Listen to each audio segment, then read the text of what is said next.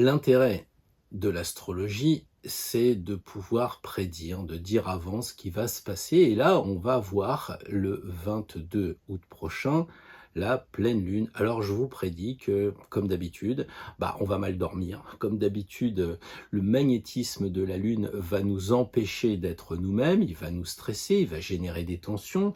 Évidemment, c'est la nuit, donc on va être un peu sous l'hypnose de la lune, on va se retourner dans notre lit, se retourner une deuxième fois, bref, on va même avoir mal à la tête à faire de penser, de trop penser. Et là, ça va s'aggraver, parce que comme la lune, elle est en Verseau, c'est-à-dire le dernier signe d'air, celui où on pense peut-être le plus, alors avec la lune, ça va être terrible, parce que les émotions ça va être infernal, mais c'est complètement infernal. Puis alors en plus, le soleil étant encore un peu dans le signe du lion, ça va générer des incendies terribles, à la fois peut-être dans le monde, mais aussi en nous, dans notre cœur, puisque le lion, c'est ça, c'est le cœur. Alors la lune dans la tête, le cœur qui... on va pas s'en sortir. On va pas s'en sortir. Mais en même temps, c'est prévisible. Donc voilà, je vous laisse passer une bonne journée et je vous dis à la prochaine fois pour de nouvelles aventures. Bon non, je change d'avis. Moi j'ai envie de vous dire, que faire pour pas subir cela? Que chacun a sa façon de voir les choses. Certains commencent à anticiper le mal-être, l'agacement au travail après une nuit écourtée. D'autres vont dire qu'ils vont grignoter la nuit, d'autres vont peut-être prendre quelques médicaments. Chacun a sa technique, peut-être qu'il y a ceux qui subissent. Et moi, j'ai pendant longtemps,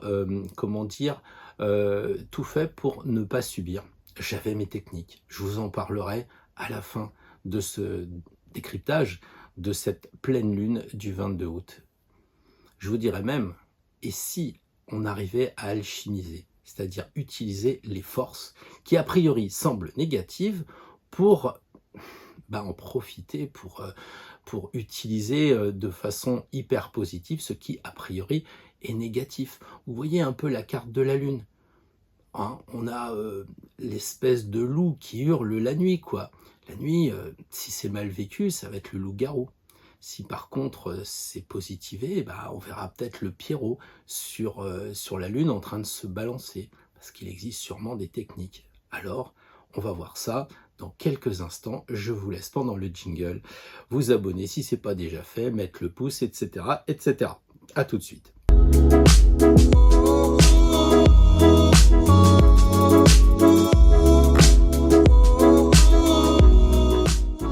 Bonjour et bienvenue à toutes, bienvenue à tous, bienvenue aussi aux nouveaux arrivants, bienvenue à ceux qui sont là depuis longtemps, bref, bienvenue à tous. Et on va se faire plaisir aujourd'hui en parlant de cette pleine lune qui aura lieu le 22 août prochain, mais qui en fait va commencer le 20. On va voir ça tout à l'heure, les énergies de la Lune, le 20 déjà, ça va commencer. Et puis, puisqu'on va préparer le tarot pour demain matin, le tirage du dimanche, qui est basé sur ce que l'on voit aujourd'hui, on parlera du tirage qui commencera le 16 août prochain, le lendemain du 15, donc lundi 16 août, et qui se terminera donc le 22 août prochain. Donc attention aussi, beaucoup d'entre vous vont me dire, peut-être c'est parce que Mercure est en Vierge, donc en domicile, la précision, oui, à quelle heure c'est précisément? Vous savez, quand vous regardez une planète, quand vous regardez le Soleil, quand vous regardez un luminaire comme la Lune, si vous voulez, c'est pas une cible très parfaite, quoi. Il y a des émanations, il y a des effluves qui se font, donc ça va dépendre aussi de votre ressenti personnel. Donc ne soyez pas trop à cheval sur les horaires, à quelle heure exactement. J'ai envie de dire, comme dirait Alain, ne pas comprendre, mais éprouver. Voilà, c'est un peu ça le truc, puisque on est avec la Lune et ce sont les émotions. Donc bienvenue à vous toutes, bienvenue à vous tous pour partager un peu ce moment-là. Et j'ai envie de dire que moi, mon Mercure, il me pose problème dans mon thème et j'ai beaucoup de problèmes avec les mathématiques. Alors, si vous voulez, quand je vois qu'il y a la pleine lune qui arrive, je m'imagine quand ça va être le moment, je vais calculer un petit peu tout ça, je vais me retrouver dans mon champ favori, là où je fais décoller mon drone assez souvent. Et puis d'un côté, je vais avoir le soleil qui va se lever vers l'ouest et puis de l'autre côté, en opposition, j'aurai la lune qui sera très éclairé par le soleil, ce qui signifie qu'en fait nous sommes au centre. Contrairement à ce que l'on vous dit quand on est scientifique, que le soleil est au centre, là clairement, moi si je me mets dans mon champ, eh bien je suis au centre et le soleil va se coucher à l'ouest, peut-être que c'est la Terre qui va se lever, mais bon, on va pas faire justement de la science. On va dire que concrètement, ce que l'on voit, c'est que le soleil va se coucher à l'ouest et la lune sera en opposition exactement de l'autre côté. Ce qui signifie que quand vous regardez un thème, eh bien, vous comprenez tout de suite que si on demande à un astrologue où est-ce que l'on est, où est la clinique quand on est né, eh bien, elle est pile poil au centre du thème. Nous sommes au centre du thème et nous recevons toutes les énergies autour. Et c'est ce qui va se passer dans la semaine prochaine. On aura donc le soleil d'un côté en opposition très éclairée par le soleil, cette magnifique lune, j'en suis sûr, s'il n'y a pas trop de nuages. Et s'il n'y a pas trop de nuages, eh bien, je verrai aussi, comme vous, Jupiter. Parce que la lune, elle va passer sur Jupiter aux alentours du 19-20 et elle va se caler exactement en opposition avec le soleil à 29 degrés 43, je crois. Ce qui signifie que on va avoir un passage important avant d'arriver à la totale exactitude de l'opposition Lune-Soleil. Cette lune, elle va donc être proche de Jupiter et si vous vous donnez la peine, vous verrez Jupiter à côté de la lune. Donc ça peut être un spectacle fabuleux et en même temps, pour les gens comme moi qui ont un Mercure qui crée des problèmes en matière de géométrie spatio-temporelle, eh ben c'est du concret, c'est du réel. Voilà comment ça va se passer.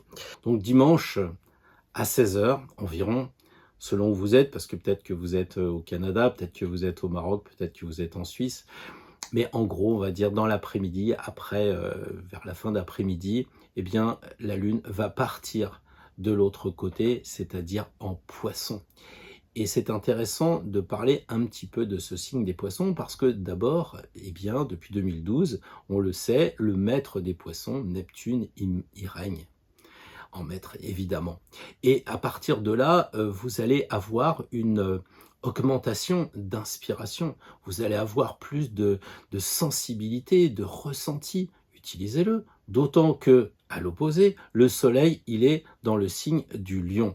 Or, on sait que le lion, c'est la créativité. C'est comme la maison 5. Qu'est-ce que l'on crée de plus beau? Les enfants. La maison 5, nos créativités. Et puis aussi, pour ceux qui savent faire des tableaux, pour ceux qui écrivent, pour ceux qui peignent, pour ceux qui jouent de la musique, eh bien, c'est peut-être le moment de vous laisser bercer par l'inspiration.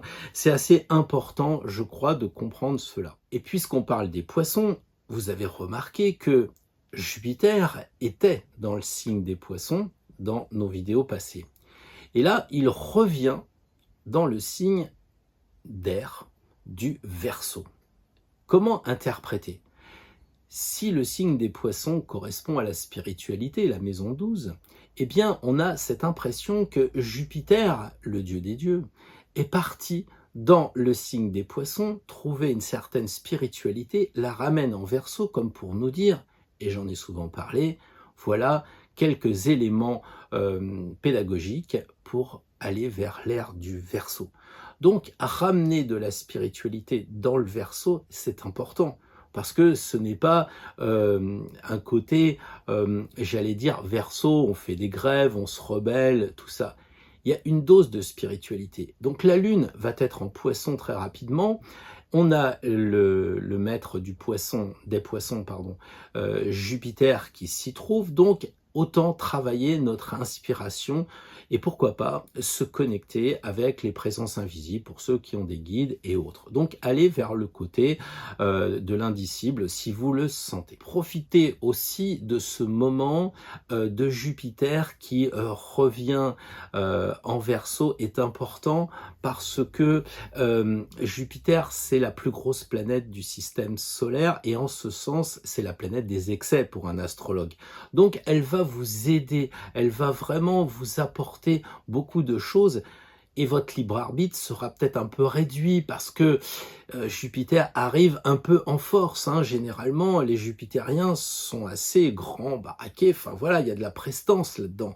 Et donc Jupiter va peut-être vous dire vas-y, fonce. Et personnellement, j'aurais tendance à écouter Jupiter, on va en reparler après, écouter Jupiter parce que les anciens, ils l'appelaient le grand bénéfique. Il y a chez Jupiter une énergie bienveillante, sympa, autant en profiter. Profitez aussi puisque, on l'a vu la semaine dernière, le carré vraiment très fort avec Saturne, la rigueur, j'impose, hein, vous voyez ce que je veux dire, hein, pic, passe machin, hop, j'impose quoi. Ben, il se relâche un peu. Il se relâche un peu comme pour dire arrêtez de vous faire hypnotiser par ce problème. Essayez de voir en vous ce qui se passe puisque on est avec le soleil en Lion et que le soleil en Lion, c'est la personnalité, c'est soi, c'est notre individualité. Donc travaillons sur nous, comme je l'ai dit la dernière fois, puisque c'est la dernière fois que le soleil fait un clin d'œil à la lune. Après, ça sera fini. Ils vont basculer en Vierge Poisson tous les deux. Donc là, c'est encore le moment de travailler sur soi pour dire qu'est-ce que je fais par rapport à cette tension. Puisque la tension se relâche, profitons-en. Avec la lune en Verseau, c'est le conseil de ressentir, c'est le conseil de prendre ses responsabilités par rapport à ce que l'on ressent en soi, par rapport à son intuition. La lune, c'est magnétique, la lune, c'est, oui, hypnotisant, pour justement nous enlever d'une autre source hypnotique que peuvent être les gens qui sont un peu en boucle, les infos qui sont toujours à nous tourner la même chose, telle la roue d'infortune, quoi, quelque part. Donc, prenons du recul avec cette lune en Verseau pour ressentir individuellement ce qui se passe et prendre nos décisions en fonction de nos émotions aussi. Et on va le voir avec notre intellect puisque Mercure est en domicile en Vierge, on va le voir tout à l'heure. Et allié à tout cela, votre cœur, puisque le soleil est en Lion. Donc c'est le moment de faire un peu un melting pot là-dedans pour aller vers l'ère du Verseau. Et puisque Jupiter est en Verseau, la Lune est en Verseau, Saturne est en Verseau, on comprend bien l'importance du signe qui... on parle toujours de liberté. Moi, je veux la liberté de disposer de mon corps. Ok, très bien. Égalité. Oui, alors on devrait avoir tous les mêmes droits, mais en ce moment, le Conseil constitutionnel, ok, ça c'est le deuxième point, liberté, égalité. Moi j'insisterai plus sur la fraternité. Sur la fraternité qui s'oppose à la fracture. La fraternité, c'est comprendre l'autre, c'est être à l'écoute de l'autre. Et la Lune en Verseau, Soleil en Lion, c'est ça, c'est essayer d'être fraternel avec les amis, avec tout le monde. Ça sert à rien de s'énerver, il faut garder son calme. Justement, on va voir pourquoi.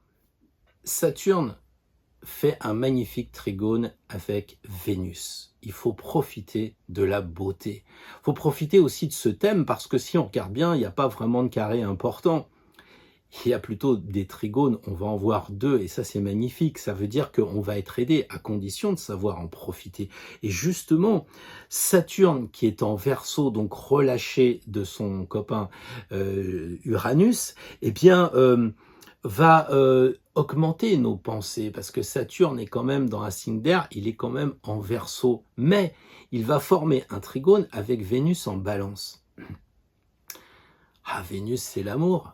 Et on revient bien à ça, puisque Saturne est en Verseau, la fraternité, Vénus en Balance, en domicile aussi. Ça veut dire qu'il faut équilibrer les énergies. Ça veut dire qu'il faut écouter l'autre, même si on n'est pas d'accord avec l'autre. Comment vous voulez apporter des arguments si vous n'écoutez pas l'autre? Vous savez, vous avez fait tous de la PNL, vous êtes là absolument à vendre votre truc, vous ne l'écoutez pas, vous préparez vos arguments. Et puis évidemment, ça fait un peu dialogue de sourds cette histoire. En revanche, si vous écoutez les autres parler, vous allez pouvoir donner le bon argument qui va aller dans l'autre sens. Moi, ce que je pense, c'est que dans tous les cas, il faut rester dans l'équilibre. Et si la coupe est pleine de chez la personne avec qui vous parlez, n'essayez pas de mettre une goutte dedans. Ça passera pas. La seule solution, c'est de casser le vase. Vous n'allez pas casser des gens. Donc si les gens, la coupe est pleine et c'est pas la peine d'en rajouter, ne discutez plus et puis parlez d'autre chose, mais avec, j'allais dire Vénus en Balance chez elle, là, avec amour et tendresse, ça sert à rien de vous énerver, c'est le choix de chacun, c'est cette liberté que l'on a avec Saturne en Verseau, la liberté de choisir, cette lune qui vous dit, tu choisis mais en fonction de tes émotions, sans aucun doute, en fonction de ton ressenti, pas uniquement en intellect. Voilà, donc là, ce côté de lune en Verseau, avec Saturne en Verseau, nous dit, OK, on est dans les pensées, on est dans l'air, probablement cette lune va pas forcément bien nous faire dormir. Mais si on regarde qu'en trigone, de l'autre côté, on a Vénus, ça va nous apporter une sorte de bien-être. Parce que l'autre va être un frère. Si vous êtes avec un collègue de travail, c'est un collègue de travail. Si vous êtes dans la spiritualité, c'est pas un collègue de travail, c'est un frère, c'est une sœur. Et faites pas à votre collègue de travail la même chose qu'avec votre sœur, on est d'accord. Enfin, en général, parce que quelquefois, dans les familles, il y a aussi des tensions. Mais on va dire que, globalement et symboliquement, si on voit les gens, les personnes qui sont autour de nous comme des frères et comme des sœurs, il n'y a pas de raison de s'énerver, parce que le Verseau, c'est les nerfs aussi. Et on l'a vu qu'il y avait cette tension d'Uranus, le maître du Verseau, qui est en tension avec Saturne. Donc, ça sert à rien de s'énerver. Il vaut mieux penser, et on va le voir avec Mercure, qui est en Vierge, il vaut mieux penser à des bons arguments, quitte à ce que vos propres arguments soient combattus. Enfin voilà, vous faites avec les autres ce que vous faites en vous-même, l'Assemblée nationale, quoi. Enfin, en gros, vous êtes le maître de votre signe, vous êtes le maître de vous-même, et évidemment, vous commandez votre corps, et vous ne vous laissez pas influencer par l'autre qui vous entraîne sur la voie de l'excitation, de l'invective et ce genre de choses, quoi. Vous n'êtes pas sur un plateau télé comme on en voit quelquefois, vous êtes vraiment centré en vous. Alors on a deuxième trigone avec Uranus qui va être donc en bonne position, si je puis dire, avec la conjonction de Mars et de Mercure qui sont dans le signe de la Vierge. Alors la Vierge, on le sait, c'est des personnes qui sont généralement assez méticuleuses, c'est un signe de terre, et donc Mercure en Vierge, il va être vraiment un peu comptable. Et si Mars se joint à lui pour partager son énergie, on risque d'avoir quoi? Des tensions sociales, parce que Mars, c'est le dieu de la guerre. Mercure, c'est celui qui parle, c'est celui qui communique. Donc, il faut s'attendre à avoir des revendications qui vont aller à droite, à gauche. Je pense que si vous revendiquez avec votre frère, avec votre partenaire, vous vous trompez, quoi. C'est un peu aller gueuler à l'Élysée quand les décisions sont prises à Bruxelles, quoi. C'est stupide. Donc, ne prenez pas les autres pour des punching balls. Surtout s'il s'agit de vos enfants. Trouvez des arguments, parlez en douceur. Je sais bien que c'est pas facile. Il semblerait que dans mon thème, je sois pas tellement aidé pour être un mec calme. Peut-être que si je suis plutôt calme avec vous, c'est parce que je sais ce que c'est que de regretter après les choses qu'on a fait un peu sur les nerfs, hein. Voilà, donc là, vous allez avoir Mercure, qui est aussi le dieu de la communication. Donc vous imaginez Mercure qui va aller communiquer la bonne parole de Zeus, Jupiter, aux autres dieux. Et donc il va communiquer, alors lui il a des ailes au niveau de ses jambes, au niveau des chevilles, et puis aussi au niveau de son casque. Mais faut vivre avec son temps, maintenant c'est la voiture. Et j'ai envie de dire, si Mercure est en Vierge, c'est la voiture, on n'a pas de problème, ça roule. Le problème, c'est que Mars se pointe. Mars, le martial, la guerre, le belliqueux, le bélier.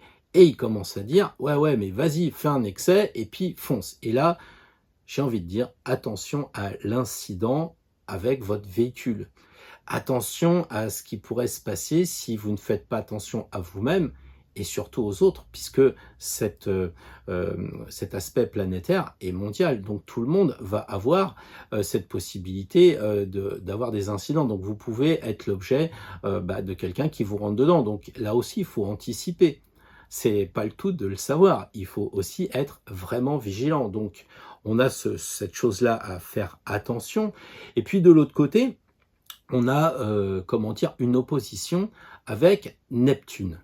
Neptune en Poisson, alors je me plais à dire que quand on a trouvé Neptune, c'était le moment des gaz moutarde, c'était le moment de la photographie, ce qui est flou, ce qu'on voit pas. Voilà, c'est ça Neptune. Et là, vous imaginez qu'il est en opposition avec votre véhicule sous l'emprise de de Mars, pardon. Mais si on a Neptune, les gaz, ça veut dire quoi? Ça veut dire qu'il faut risquer d'être sous l'emprise de quoi? Les gaz, le pétrole, évidemment, ça tombe bien, vous me direz, pour une voiture, mais c'est aussi les médicaments. c'est aussi l'alcool. Et comme nous sommes en vacances, quelquefois on peut aller un peu trop loin, donc il faut rester au camping des Flots Bleus et pas prendre sa voiture. Parce que là, Neptune va amplifier le risque. Alors justement, si vous devez partir, si vous devez prendre des risques, moi j'ai envie de dire, si c'est pas indispensable, ne le faites pas. Il ne faut pas tomber dans la peur. Mais vous le savez, alors ok, vous faites attention, vous vous levez un peu plus tôt pour rouler à la fraîche, pour pas avoir pris des mauvaises substances, pour pas absorber n'importe quoi, pour pas manger n'importe quoi aussi, pour rouler tranquillement, puisque vous le savez, faut pas non plus dire oh là là, je bouge pas, il m'a fait peur. Je ne dis surtout pas ça. Je dis, je vous préviens que à ce moment-là, il faudra être certainement vigilant sur la route et si vous devez prendre un risque quelconque, attention avant de vous engager. C'est tout ce que je dis. On dit souvent que les Gémeaux, ça correspond aux mains. Évidemment, Mercure est très lié au travail manuel, d'autant que Mars, c'est le travail. Donc, le travail manuel, Mars conjoint à Mercure en Vierge, évidemment, ça peut être le bon moment pour faire un peu de bricolage. Mais à un niveau un peu plus élevé, c'est-à-dire qu'on pourrait passer de l'artisanat au côté industriel, puisque on a un trigone avec Uranus. Donc, Uranus, c'est l'industrialisation des petits moyens. Donc, ça signifie que peut-être, si vous voyez ce que je veux dire, on va augmenter la puissance d'Uranus et de toutes les techniques informatiques, bon, les QR codes, les machins comme ça, vous voyez. Donc, ça va prendre de l'ampleur. Quand on le sait, ça permet de prendre du recul. Donc, il ne faut pas tomber dans ce qui arrive en ce moment, qui est assez horrible, c'est la polarisation. La polarisation, elle vient de cette tension entre l'ancien Saturne et le moderne Uranus. Et il n'y a pas de vérité dans l'un et dans l'autre. Il n'y a aucun signe qui est meilleur que l'autre. Il n'y a aucune planète qui est meilleure que l'autre. Il n'y a même pas dans les carrés, Patrick Gianni vous l'explique très bien dans son livre, comment positiver ces transits négatifs. Et c'est ce que l'on va voir après dans la deuxième partie où je vais vous raconter un petit peu ma vie privée. Il y a une nécessité absolue en ce moment, ne pas se faire polariser. Je dis pas que c'est facile, hein, c'est pas ça du tout, mais il faut rester relié avec Jupiter et la Lune dans le côté bienveillant, dans le côté sympa, dans le côté de convivialité. J'ai envie de dire quand quelqu'un s'énerve, c'est bah écoute, est-ce que tu veux pas reprendre un petit peu de fromage, on va se détendre un peu. Parce que sinon, on va tomber dans la guerre, quoi, des propos qu'on regrettera. Parce que Mars, c'est la guerre et Mercure, c'est la parole. Donc, on va avoir des paroles de violence. Donc, il faut vraiment faire attention à nos propos agressifs. Surtout si vous êtes du signe du Verseau, parce qu'avec tout ce qui se passe, à un moment, vous êtes activé. J'en sais quelque chose. Quelquefois, je me dis, mais pourquoi je m'énerve pour si peu? Bah oui, mais on est comme ça. Et donc, il faut très rapidement se déconnecter de cette espèce d'attirance dans l'énervement pour garder son calme. Voilà, alors tout le monde n'est pas Verseau, c'est vrai, mais en ce moment, s'il y a des tensions, et ça serait bien légitime, rapprochons-nous de Vénus, Vénus qui est en balance, qui va nous donner un équilibre, qui nous donnera un point de vue sympathique, harmonieux avec les autres. Et c'est ça, je crois, qu'il faut travailler dans cette pleine lune du 22 août prochain. Voilà, donc je sais bien ce que vous vous dites, mais comment faire pour gérer les pleines lunes en général? Celle-là, on vient de la voir, elle échappe pas à la règle. Hein, avec la lune dans un signe d'air, ça va nous prendre la tête, ça, il y a de fortes chances. Alors, je reviens sur ce que j'ai déjà dit tout à l'heure et que j'ai proposé dans une ancienne vidéo, c'est que nous devons être l'empereur pour les tarologues, ou alors le Jupiter, puisque ça tombe bien, en ce moment il est à l'honneur, de nous-mêmes. C'est nous qui devons gérer nos émotions, c'est nous qui devons gérer nos tensions. Quand il y a de la pleine lune, c'est vraiment important.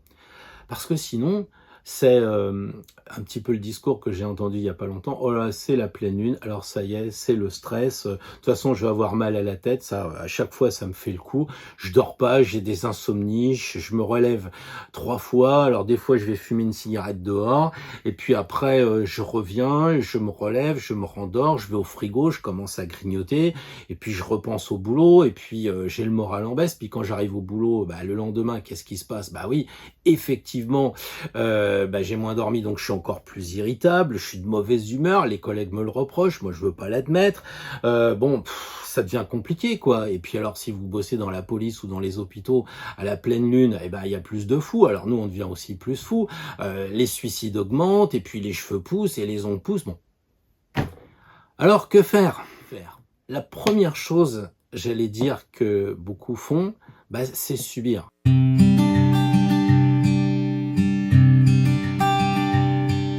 C'est ça, c'est subir. Il y a la pleine lune, il y a les marées, je reste à bord et puis je prends pas mon bateau, quoi.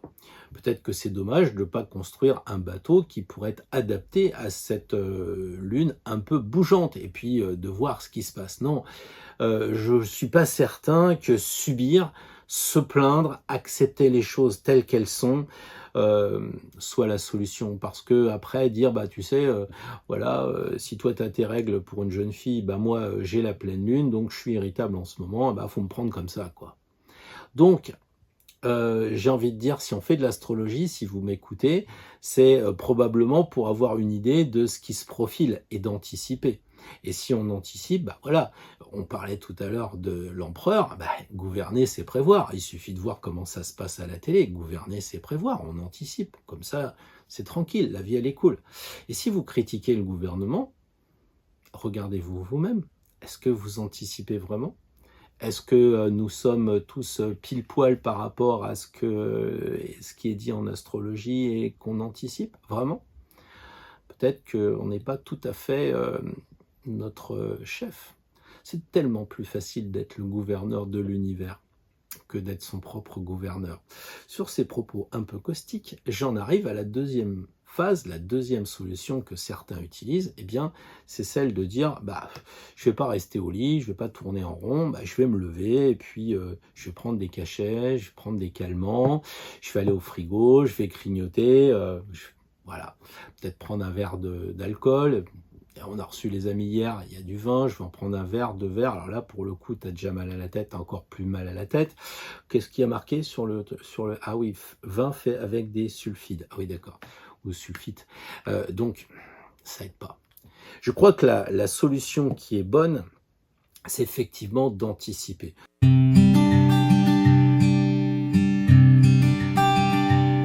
Alors personnellement, j'ai fait ça pendant longtemps, j'ai anticipé en disant je sais que ça va être la pleine lune, je vais pas dormir, donc je mettais mon bureau à plat et puis je commençais à préparer le livre que j'avais bien envie de lire, parce que quand on n'arrive pas à dormir, on se lève, on est énervé, on se fait un café, je sais pas trop quoi, puis on sait pas quoi faire, quoi.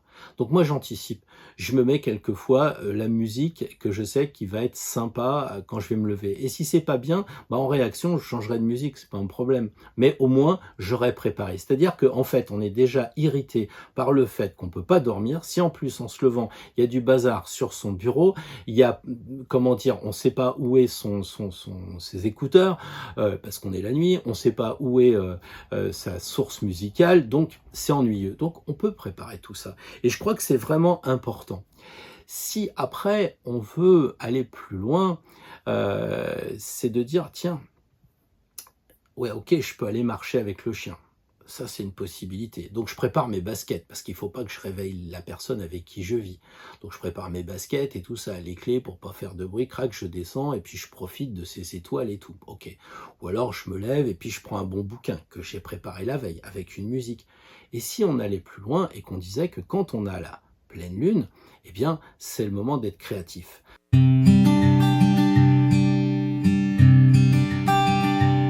Je vous en parle parce que c'est l'occasion ou jamais en ce moment de le faire. Vu qu'on en a parlé, on va avoir beaucoup de sources d'inspiration avec cette lune en Verseau qui va rapidement basculer en Poisson avec Jupiter qui est en domicile. Donc, pourquoi ne pas profiter de cela? Moi, je vais vous le dire, comme vous le savez, ceux qui reçoivent le mail quotidien le savent, parce que je le dis et je le redis, je continue à écrire le deuxième bouquin qui fait suite au premier, La Lemniscate. Donc j'écris tous les jours.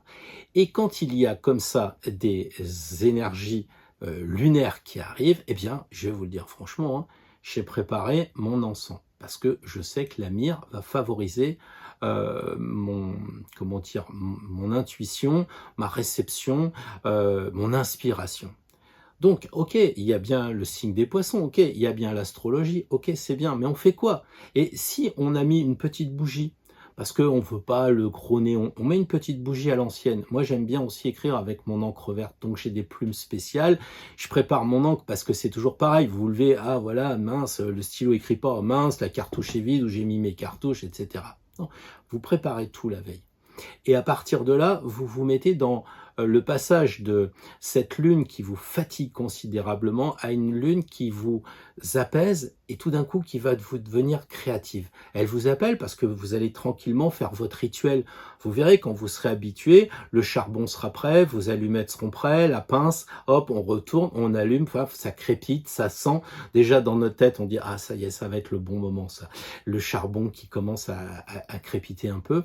On met l'encens qu'on aura choisi. Bon moi je vous parle de myrrhe, mais vous pouvez mettre de l'oliban, de la myrrhe ou tout ce que vous voulez. Voilà, il y en a plein. Le styrax sent super bon, mais attention, vous risquez d'aller réveiller le conjoint parce que le styrax, c'est un peu vénusien, on va dire. Hein. Mais bon, ok, vous êtes là, vous commencez à voir la flamme qui sort, vous avez l'encens qui sent bon, vous avez votre stylo qui est prêt, tout ça.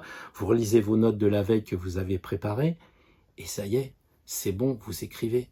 Alors vous allez me dire, oui, non, mais moi je suis pas écrivain. Bon d'accord, mais moi je vous raconte ma vie. Alors si vous n'êtes pas écrivain, vous êtes musicien, bah, vous prenez votre guitare. Je vous souhaite d'avoir un looper. Vous vous entraînez comme ça sur une petite mélodie, puis après vous faites votre solo dessus. Si vous avez envie de dessiner, vous préparez vos pastels à l'avance, vous préparez vos aquarelles à l'avance, de façon à ce que quand vous allez en avoir marre, de vous lever, vous allez dire ah, heureusement, j'ai tout préparé. Et plus vous irez dans le temps, et plus vous remarquerez une chose, c'est que vous n'attendrez pas d'être poussé à bout. C'est-à-dire, moi, c'est ce qui m'arrive, hein. Je ne vous cache pas. Hein. Je sens que j'ai mal à la tête, ça me réveille à moitié. Donc avant, c'était je vais aux toilettes, je reviens, je tourne en rond, machin, tout ça. Là, maintenant, c'est fini. J'ai un petit peu mal à la tête, je me réjouis. Je me dis, waouh, c'est chouette, il va y avoir une énergie lunaire qui va me donner l'inspiration. Et vous savez, quelquefois, je me rendors après, et quelquefois, je me rendors un peu plus tard. Mais quand je vois ce que j'ai écrit, c'est un vrai bonheur. Et je remercie cette pleine lune, cette nouvelle lune, ce moment intense qui a été alchimisé. Donc, c'est ça que moi, je peux vous proposer. Si vous aimez la marche, préparez vos affaires à la veille pour pas déranger les autres, etc. Parce que vous verrez que déjà, vous êtes dans une sorte de combat. C'est-à-dire qu'en fait, ok, il y a une agression. La lune vous agresse, etc. Et vous pouvez commencer à gueuler comme sur l'arcane 18 avec les chiens qui hurlent à la lune. Voilà, ça c'est sûr. Et voilà. Mais si vous passez du chien au loup, ça devient intéressant, parce que, ou du loup au chien, c'est-à-dire que vous transformez vos énergies. Soit vous êtes un chien et vous êtes esclave avec votre laisse, de votre mal de tête, de cette lune qui vous empêche de dormir, que vous tournez, retournez, etc. Et vous prenez votre liberté parce que vous trouvez votre animalité avec le loup qui est en vous. Ce loup qui a besoin de, de territoire. Et si c'est l'inverse, si vous n'arrêtez pas de hurler sur la lune comme un loup excité et que vous passez au chien, c'est-à-dire la maîtrise de vous-même, le chien fidèle, d'accord? C'est ça que je voulais vous dire aussi symboliquement avec l'arcane 18 de la lune.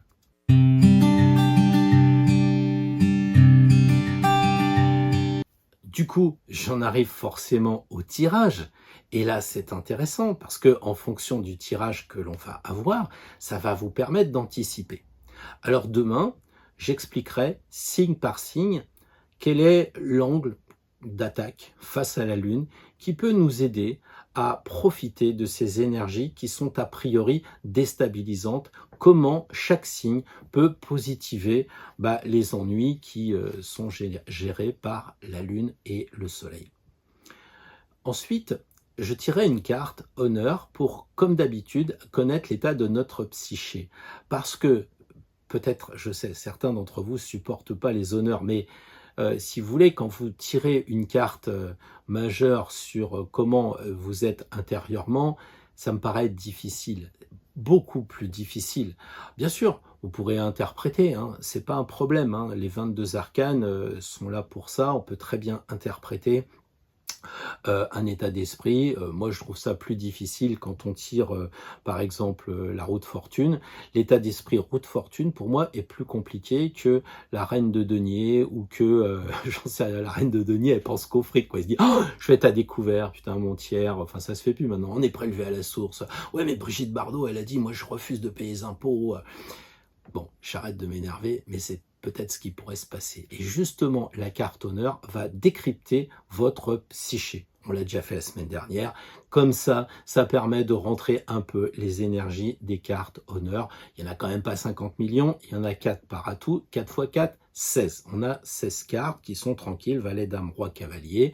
Donc ça va nous donner notre état d'esprit. On va ajouter la carte conseil, et là, ça sera majeur, parce que, bah oui, on est majeur et vacciné, c'est ce que j'ai dit dans mes mails la dernière fois. Bah, les majeurs, elles sont là pour nous conseiller.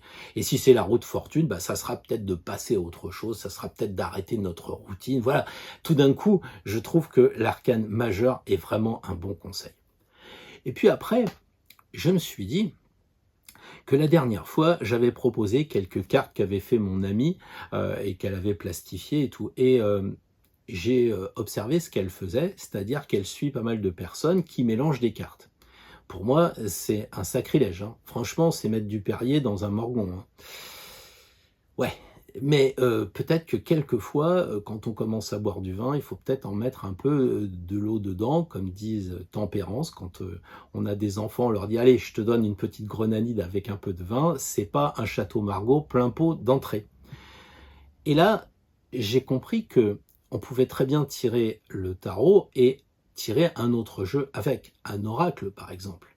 Et beaucoup de personnes le font. Et si nous sommes ici, c'est aussi pour être créatif. Donc je ne vais pas renier, c'est pas mon attachement au tarot, c'est mon respect profond pour, comme dit Jodorowsky, un tarot dans les mains, c'est une cathédrale dans les mains. Alors on rigole pas avec ça, je suis très sérieux. Mais par contre, je sais que dans une cathédrale, on peut très bien trouver le point bleu, le point lumière, il y a plein de choses, les réseaux Hartmann, les réseaux Perret, etc. Il y a donc, au-delà de la cathédrale, au-delà de la prière, il y a plein d'autres choses. Les rosaces avec les rosicruciens, peut-être, qui nous ont fait des couleurs, qui guérissent, des piliers particuliers à des endroits, tout ça. Donc en fait, il y a possibilité de s'ouvrir. Et aujourd'hui, je vais vous faire un tirage ouverture. Ça doit faire maintenant, je ne sais plus, 2 ans qu'on fait des vidéos. Tous les jours, j'envoie un mail, tous les jours. Et là, je vais faire une première, je vais mélanger. Alors, comme je connais bien l'oracle Béline, j'en parle pas, mais c'est pas pour autant que je le pratique pas. Hein, ça m'est arrivé même de faire des formations là-dessus. Donc, on va tirer une carte Béline qui va nous donner un petit peu une intuition vers la prévoyance. Parce que le tarot, l'astro, ça prédit, ça dit avant qu'il va se passer ça, il va y avoir des embouteillages, mais ça nous dit pas « Ah là là, j'ai vu par un flash qu'il y a un embouteillage ». Ça, c'est la voyance. La prévoyance et la prédiction, c'est 2 mots différents. C'est pas hasard. Donc, le tarot va nous dire « Attention, c'est embouteillé » et on va tirer une carte Béline. Carte qui sera juste un support pour voir si ça confirme, si ça infirme, ce qui va se passer avec un oracle. Le Béline, c'est pas le mec qui rigole. Hein. Franchement, quand vous regardez les cartes, c'est un mot et voilà, quand c'est trahison, t'as le poignard, c'est fini, c'est réglé, quoi. Voilà. Donc, on verra si l'oracle Béline nous trahit ou si l'oracle Béline nous donne une information supplémentaire que on va trouver dans ces cartes qui sont quand même très intéressantes.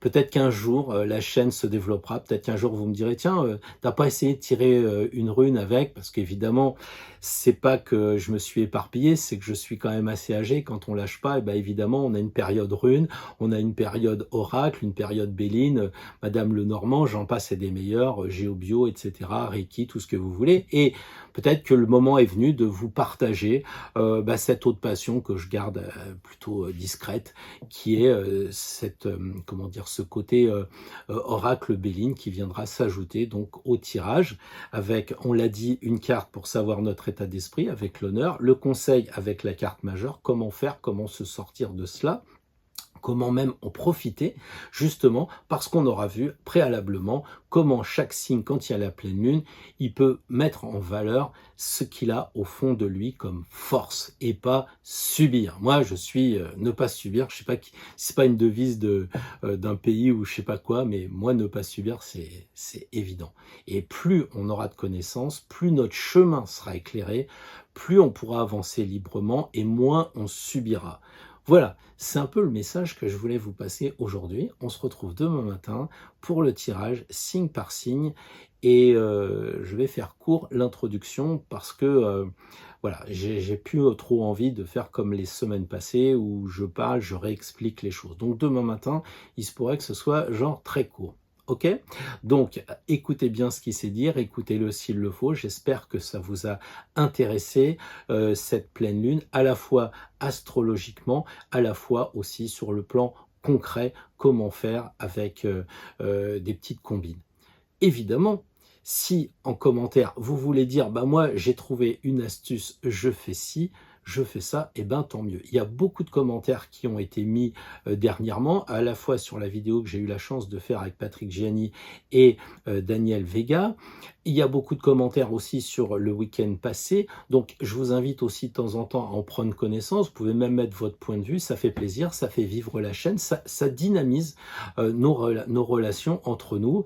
Et il y a un truc qui est vraiment important, et je finis là-dessus, c'est tous les messages que je reçois par mail pour encourager les uns les autres à ne pas tomber dans l'errement, dans l'erreur de la division, de la polarité en ce moment.